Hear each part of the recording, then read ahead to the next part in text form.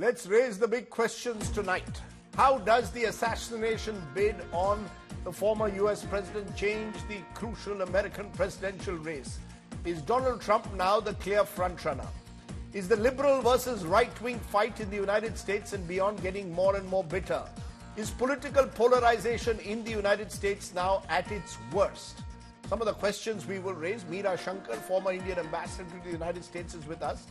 Ajay Jain Bhutoria is Deputy National Finance Chair of the Democratic Party and part of the Biden-Harris 2024 campaign. We'll also be joined by Puneet Ahluwalia, political and business strategist and former Republican candidate for Lieutenant Governor in Virginia. And John Rossomando, American national security analyst, is with us. We also hope to be joined by Raymond Vickery, Senior Associate Chair in U.S.-India Policy Studies at the Center for Strategic and International Studies in Washington. Appreciate all of you joining us. And I want to start with you, Mr. Vickery, because you're there in Washington, and give us your sense of what the last 24 hours have meant for the U.S. presidential race. Is now Donald Trump, after what happened to him, likely to garner sympathy, likely to be able to consolidate the Republican Party and push it towards victory in 2024? Well, thanks very much for having me. I think it has been a momentous 24 hours. I thought the president hit exactly the right notes of nonviolence, really the principles of Mahatma Gandhi, which ought to be applied not only internally in domestic politics here and in India and throughout the world, but internationally as well. Having said that, it's clear that Donald Trump is on a roll, both from the debate and today, of course, the dismissal of the documents case. But he's a consummate reality TV actor, and he has shown that again in terms of the pictures which have gone out. A lot is, of course, yet to be determined. A lot will be determined today in Milwaukee, Wisconsin, when Trump is supposed to announce his vice president candidate. If he picks somebody like Senator J.D. Vance, who has blamed this assassination attempt squarely on Biden, that takes us down a very dark road. If he gets somebody who is more moderate, adheres to some principles, then that will indicate something else. I would say that, of course, Donald Trump is in the lead now, and we are still divided. But I would say that we got another 3-4 months to go here. And we have seen from these kinds of attempted killings and killings across the United States that the public attention quickly wanes. I mean, we ought to be talking about outlawing AR-15s, getting guns off the streets. We're not talking about that and the issues at all. The hope for Joe Biden and the Democrats is that we will get back to issues. We'll get back not only to gun control, but climate change, all of those things which are existential threats to democracy. But now's the time for great democracies like the United States and India to stand together for the principles of Mahatma Gandhi, Martin Luther King, and take democratic politics forward. Raymond Vickery, let me hold you to that thought, because you named two individuals there, two great individuals, Mahatma Gandhi, Martin Luther King, both of whom were assassinated tragically. So therefore, apostles of peace have often found it very difficult to control those who practice the politics of violence. John Rossomando, you're an American national security analyst. For a moment, just rewind to what happened 24 hours ago. There's now talk of the need for gun control, the need to look at the manner in which politics has divided the American people, the politics of violence has been unleashed. What's your sense of what happened 24 hours ago? Was this a lone wolf operating, or do you believe that this politics of violence has created the possibility of groups who are out there to, in a way, extract vengeance, extract retribution? Well, let's put it this way. The blame for the assassination attempt falls squarely on the Democratic Party, which has described MAGA supporters of Donald Trump as extremists, as people who are fascists, dangerous to our society, has described President Trump as a wannabe dictator, has gone on and completely demonized the former president. I mean, the Democrats have done everything from putting together a hoax to frame President Trump as a Russian spy. And MSNBC, which is one of the more radical networks on American television, just banned one of his top programs that had been part of the bile that inspired all of this. But isn't it true, Mr. Rossomando, that the same Donald Trump, while no one should sort of hold a candle for anyone who advocates any kind of violence, this is the same president, or this is the same former president, when as president, actually actively encouraged a political insurrection of violence for which he's still facing charges. So he unleashed these forces of violence. Well, excuse me, but President Trump said to go patriotically and peacefully to protest, which is part of a democratic process. But you ended up having inadequate security at the Capitol, and you ended up having the Capitol Police put tear gas into a crowd that had not been violent up to that point, and what you ended up was a riot. Prior to then, the Democrats looked the other way throughout all of 2020 in the summertime, when we had over $1 billion worth of damages done by demonstrators who they supported. So the whole thing that the Democratic Party cares about political violence, it's just silly. It doesn't care about political violence. You're saying the Democratic Party has incited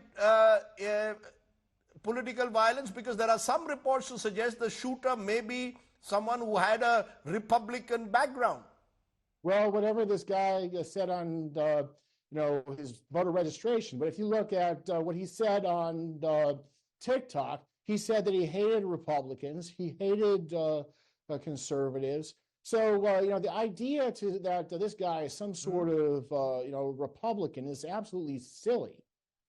Okay. Ajay Jain Bhuturia, your Deputy National Finance Chair, the Democratic Party and the Biden-Harris campaign. You've just heard Mr. Rossomando suggest that the Democrats have unleashed a politics of hate and violence towards Donald Trump, which has resulted, they believe, at least the language of hate and violence, and this has resulted in what we saw yesterday. Remember, Joe Biden not too long ago said Donald Trump must be stopped at all costs, a statement that might come to haunt the Democratic Party. Well, Rajdeep, I strongly condemn this act of political violence or violence of any kind. I belong to Jainism, from where Mahatma Gandhi and then Martin Luther King took the whole concepts of non-violence. So I belong to that religions, and I strongly condemn this, and I am glad that President Trump is doing well. And I echo President Biden's message that if we settle in America differences through ballot and through voters, not through bullets. And we do have a strong, difference of policies. And the two presidencies, if we compare between Trump's presidency and Biden's presidency, there's a major difference. And President Biden has been only echoing what Trump has said recently in his speeches. And today is not the time, but I still have to say that he said that he's going to be dictator day one. He's going to be ban abortion nationwide with or without Congress. He said that he's going to repeal Obamacare and take away health care from many. He also said that he's going to slash Social Security, he's going to remove FBI, and so on and on. He's going to abandon NATO. So all this combined together and many more are a threat to democracy. And that's what President Biden has been pointing out clearly, that in order to save our democracy, in order to save things, we have to defeat Trump. And that's part of the differences in the policy between the two candidates. And that's normal. The Democrats never incite violence. The violence had been incited by Trump on January 6th. What we saw, he was not ready to accept the election result even till today. And so what happened, the security lapse with the yesterday, that's very wrong. That's unacceptable. It should have never happened.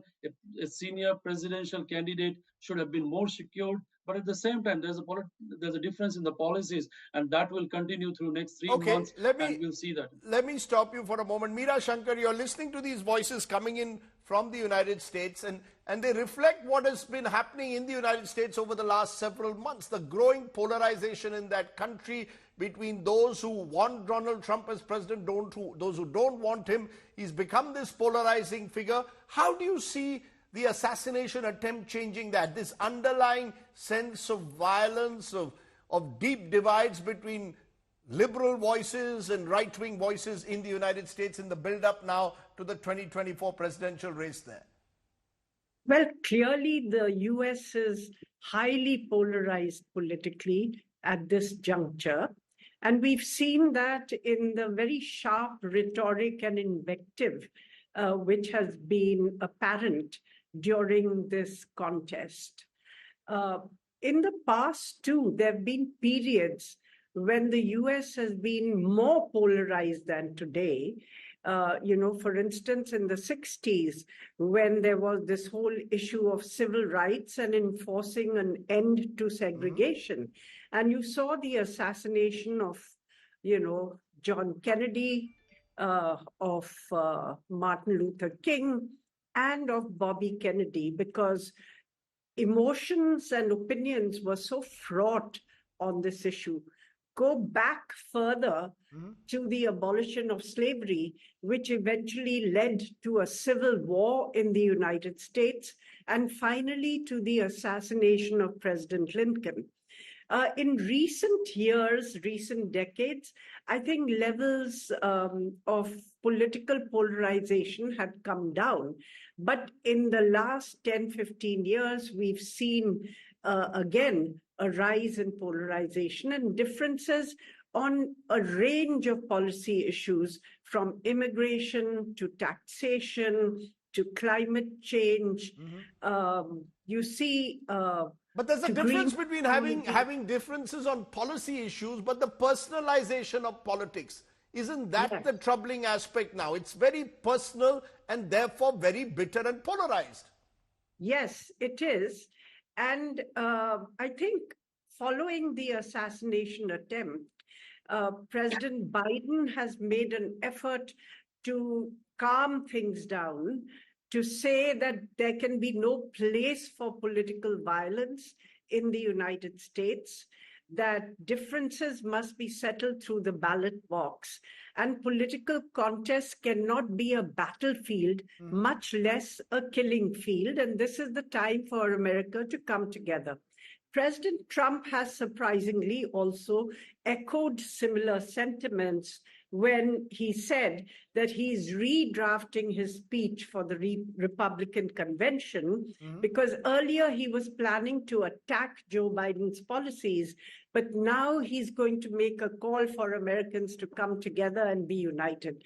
I mean, we still have to wait and see what he says, but it's a moment where both the leaders are reflecting on the need to lower the rhetoric and to cool temperatures. Yeah, that's a good How point. long this lasts, I don't know. I'm just going to stop you for a moment, because let's listen into some of that rhetoric, because we've heard both sides in the last few months target each other, and I'll get all my guests to reflect upon that. Does an assassination attempt in a way ensure a lowering of temperatures, or does it increase the emotional pitch? Listen into how Biden and Trump have been taking each other on during the campaign prior to this assassination attempt. Most importantly, and I mean this from the bottom of my heart, Trump is a threat to this nation. What they're doing to our country is not even believable. That's why Florida is going to defeat the radical left Democrat hoaxers and liars, and the election day, we are going to tell crooked Joe Biden, Joe, you've done a horrible job. You're fired. Get out, Joe. You're fired. So one side calls the other a threat. The other side says you're crooks, you're liars. This kind of Raymond Vickery polarized rhetoric has continued for very long, and you saw the response, audiences cheering them on. The fact is, this has been happening. Now it's all very well to dial down. Did it require an assassination attempt for suddenly both sides to realize that it's time to dial down? Well, I think that that should be the reaction, and we'll have to to see. But your Republican representative today on this program has shown by his remarks just a few minutes ago what we're up against in terms of, well, it's all the Democrats' fault. They did this, they did that. And as you've pointed out, though, the attack of January the 6th was not just a peaceful protest. It was a call by Donald Trump to get to the Capitol and be wild and trying to undermine democracy through the big lie. So hopefully we can get past these things, but the next week is going to be very crucial in what happens after that. We are by no means out of the woods on this one, but if we'll follow what Joe Biden has said from the Oval Office, and if Donald Trump will do what he has said in terms of rewriting and calming this down, we may be able to move forward. But I still, let me persist by asking you this, and then I'll come to you, Mr. Rosmondo. The fact is, Mr. Vickery, these are comments which I just played out, which have been said. When Joe Biden says that Donald Trump is a threat, what is effectively being sent to, in a way, possibly Americans out there who will then be worried if Donald Trump comes back, you could see a repeat of what happened in January of 2020, the so-called insurrection on Capitol Hill. All of this plays into fears. All of this plays into fears. Is that not something that the Democrats will, in a way, be haunted by now? Well, it's what the whole country is haunted by. It's not what so much was said on January 6th. It's actually what happened. We have to be able to try to get past this. But I would point out this. The United States has been through some really bad times in the past. I was to go with Bobby Kennedy to the Chicago Convention before he was assassinated and be on his staff. So I know this personally, and we've seen this. But America has been in the past able to pull it together. And we need support at this time. We need support from other democracies like India. We need support from the people who are able to see a greater vision other than, am I going to get elected tomorrow? And I think that can happen. Whether it will or whether it'll go another way, we have to see. Mr. Rosmondo, Donald Trump for a long time has symbolized, particularly to the Democrats, all that's going wrong in America. And January 2020 was an example of that. He is now accused, you've heard Mr. Vickery suggest, and others suggest, or the Democratic representative suggest, he started it. Now this name calling, this constant name calling, it's not like Donald Trump, while Joe Biden says that Donald Trump is a threat to America or the American Constitution, you've had Republicans use all kinds of invectives against Democrats as well. Who's going to dial down? Is the Republican strategy now, let's get as much of sympathy as possible because of what happened yesterday? Well, let's put it this way. The Democrats fabricated a conspiracy theory that Donald Trump was a Russian agent. Hillary Clinton's campaign hired Fusion GPS to fabricate in collusion with a Russian spy to say that he was a spy. Then also you have these really weak charges that have been leveled against President Trump. January 6th is the only thing they have to hang their hat on, while ignoring the fact that their rhetoric and their actions have supported political violence. Democrats don't care about political violence. They care about using political violence as a trope. Also, the Democratic representative from California claimed that Trump said he would be a dictator. Trump is a way of just being sarcastic, and the Democrats always take what he says sarcastically as being somehow literal. Trump does not support the outlawing of abortion by executive fiat. He believes that the FBI should be reformed, and that partisan Democrats shouldn't be the ones pushing partisan investigations. You know, you're hearing, Meera Shankar, these alternate viewpoints being expressed by American voices. You could argue this could happen in India as well. Hyper-partisanship, hyper-polarization is creating, many believe, a more violent society out there, potentially more violent. Do you go along with that, that really is at the core of what's happening in the United States and possibly across democracies in the world? And in the age of social media, it gets even further aggravated. Just look at social media over the last 24 hours, the kind of comments that are being made targeting Democrats at the moment, virtually blaming them for for this assassination attempt. Yes, I definitely believe that politics and governance in the age of social media has become far more fraught, far more polarized, because what we have is an echo chamber which reinforces opinions in a sharper way on both sides, and neither side sees what the other side is thinking, because there are two parallel tracks which never meet. So while social media was supposed to democratize politics by providing access to information to a much wider public and allowing that public to express its views, it's actually ended up through the algorithms reinforcing sharp divides in all countries. And I think we're still coming to grips with it.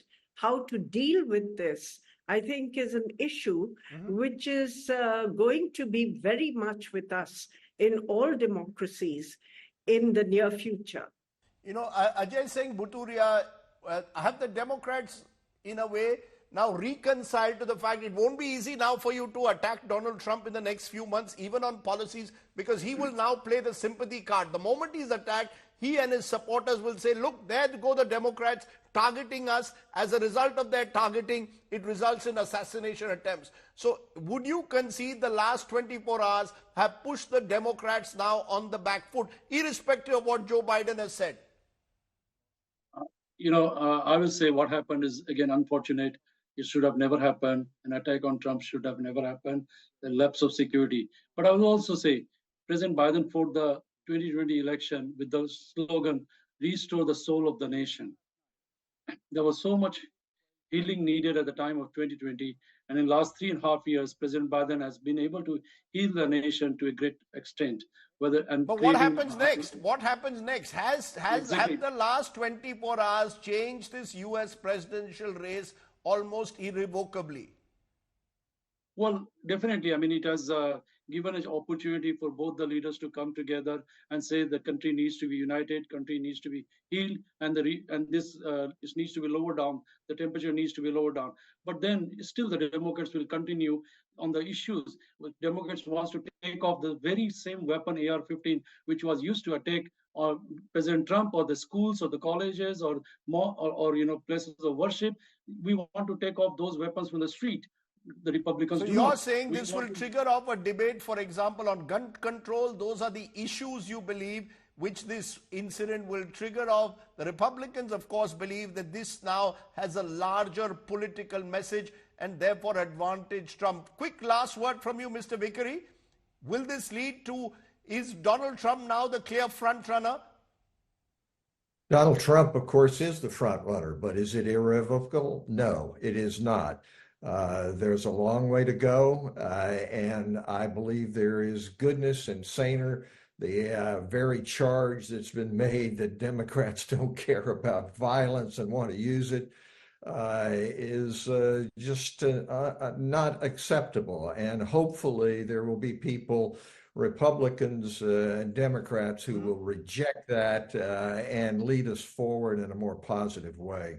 Okay, let me leave it there. I've heard 4 voices from different parts of the world, including 3 from the United States. And clearly the message is to try and bring America together again. But can that healing touch be applied, given the kind of polarization that we've seen in the United States over the last few months? That's going to be the big question blowing in the wind. I appreciate all my guests joining me here on the news today.